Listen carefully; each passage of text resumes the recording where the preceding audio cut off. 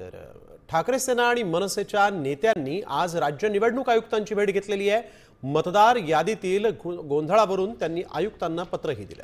दरम्यान प्रारूप मतदार यादीत प्रचंड गोंधळ असून यात बदल न झाल्यास रस्त्यावर उतरणार असल्याचा इशारा आदित्य ठाकरेंनी दिला आहे।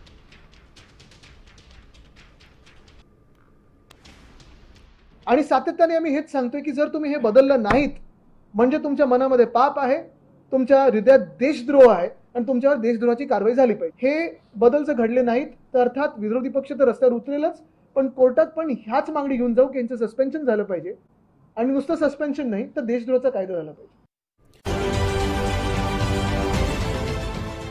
देश विदेशातील प्रत्येक घडामोडींचे लाईव्ह अपडेट मिळवण्यासाठी आता साम टीव्हीच्या सर्व सोशल मीडिया प्लॅटफॉर्मला लाईक, फॉलो आणि सबस्क्राईब करा। तसंच सर्व नोटिफिकेशनसाठी बेल आयकॉन प्रेस करायला विसरू नका।